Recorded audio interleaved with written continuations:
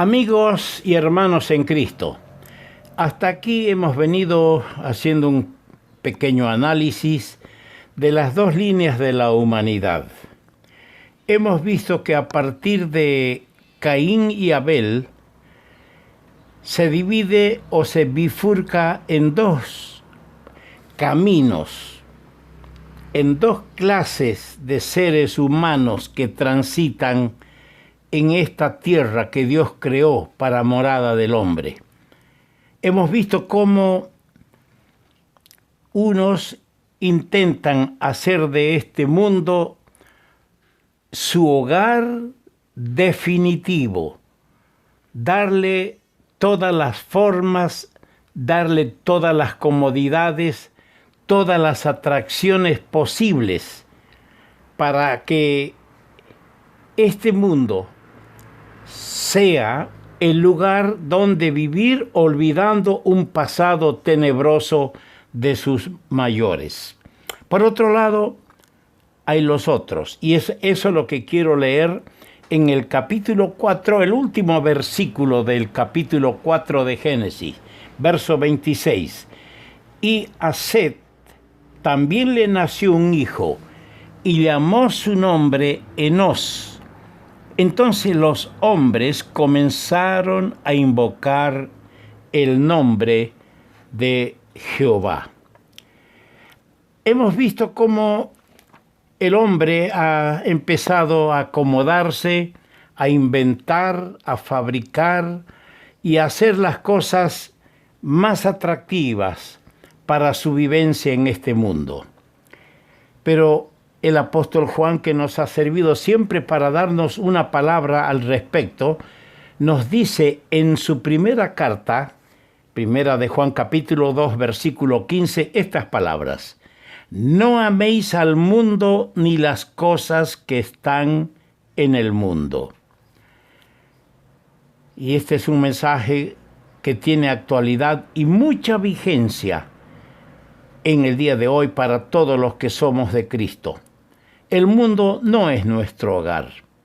Nosotros somos advenedizos, extranjeros, peregrinos en este mundo. Marchamos a la patria celestial. Por eso la recomendación, poned la mira en las cosas de arriba, donde está Cristo. Buscad las cosas de arriba. Nosotros sabemos que el Señor tiene para nosotros preparado una mansión de luz, donde no existen las lágrimas ni el dolor, donde no hay enfermedad ni muerte. Por lo tanto, estas cosas de este mundo, pasajeras, que satisfacen temporalmente a nuestra vieja naturaleza, no deben ser la razón para que nosotros nos apeguemos y nos descontrolemos amando a este mundo en desmedro de los valores eternos. Dice el texto que he leído: entonces los hombres comenzaron a invocar el nombre de Jehová.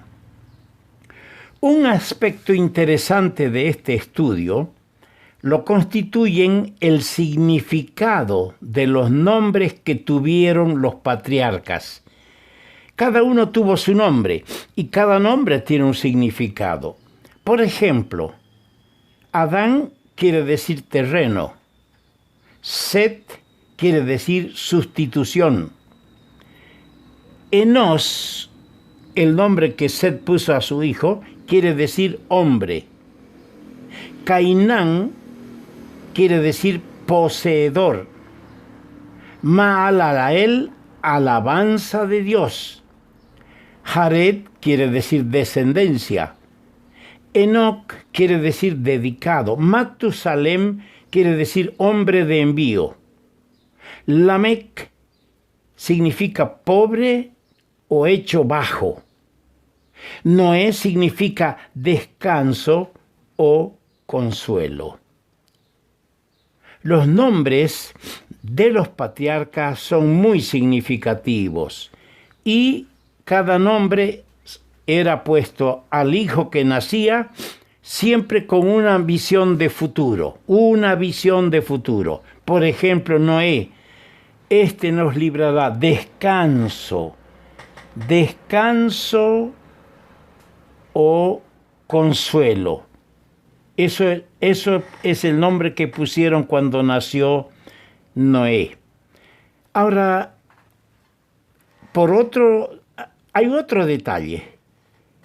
Un detalle interesante es que dada la longevidad, es decir, que vivían muchos años los antiguos, la longevidad de estos primeros descendientes de Adán, resulta que por vivir mucho, unos fueron contemporáneos de los otros, formando así un círculo familiar de testimonio y de comunión.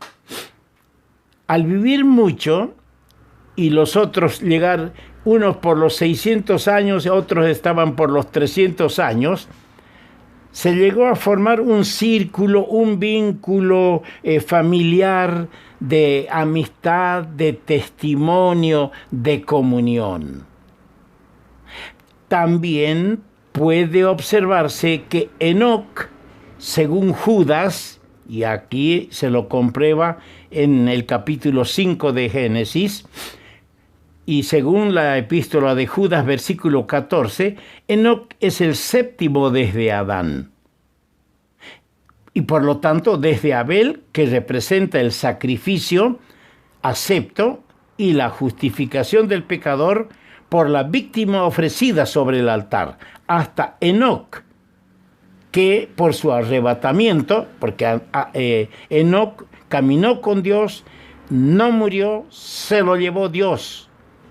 Por su arrebatamiento sin ver muerte, es figura de la iglesia que será llevada con Dios. Tenemos pues un hermoso cuadro dispensacional del pueblo del Señor. Abel representa el sacrificio acepto. Su ofrenda fue un cordero. Él no se justificaba por sus obras, el fruto de la tierra, sino por aquello que miraba hacia adelante al Cordero de Dios que quita el pecado del mundo. Por eso miraba a la víctima ofrecida sobre el altar. Y qué bueno es saber de Enoc. No conoció la muerte, fue arrebatado, así como muchos de la iglesia. Cuando el Señor venga con voz de mando, con trompeta de Dios, para llevar a los creyentes de la presente dispensación, la dispensación de la gracia, la economía de la iglesia. Muchos de la iglesia ya están, tal vez la inmensa mayoría ya está en el cielo. Pero cuando el Señor venga, los espíritus de ellos vendrán con el Señor y los que estén muertos resucitarán primero. Ese espíritu se unirá a esos despojos del cuerpo que están polvo y ceniza en la tumba, para dar lugar a la formación instantánea y gloriosa de un cuerpo de gloria. Y nosotros los que vivimos, dice el apóstol, seremos transformados juntos para recibir al Señor en el aire. ¡Qué cosa más preciosa! La iglesia será llevada con Dios. Tenemos un hermoso cuadro dispensacional del pueblo del Señor. Enoc tenía su porción en Dios y dio testimonio al mundo del juicio que iba a venir, aunque él mismo fue llevado antes que se produjera ese juicio. Noé, por su parte, prevenido a tiempo, predicó la justicia y el juicio que iba a venir mientras aparejaba el arca en que su casa se salvase. Pero él mismo pasó en salvo por este juicio que había anunciado para comenzar en otra escena un nuevo mundo. Y pasó este juicio en salvo estando en el arca, una figura del Señor Jesucristo, en quien somos salvos. Figura de los judíos, Noé, figura de los judíos en su conexión con la venida de Cristo. Cuánto bien hace el Espíritu Santo a usar la palabra de Dios para revelarnos a nosotros lo que fue en los tiempos pasados y para, como resultado de esa revelación, regalarnos a nosotros, a quienes nos han alcanzado los fines de los tiempos, regalarnos enseñanzas muy claras para que los que somos de Cristo vivamos una vida de peregrinos verdaderos en este mundo, no aferrándonos a este mundo y sus cosas que van a perecer. No dejemos que el brillo de este mundo, así como el brillo del oro enceguece a la gente, que el brillo de este mundo y sus placeres no nos dejen el corazón entenebrecido. Que la luz de Cristo esté en nosotros y se irradie, porque somos luz en el mundo, somos sal en la tierra. Quiera el Señor haber bendecido estas pequeñas consideraciones de las dos líneas de la humanidad en todos aquellos que han tenido la oportunidad de escuchar la exposición de la palabra de Dios.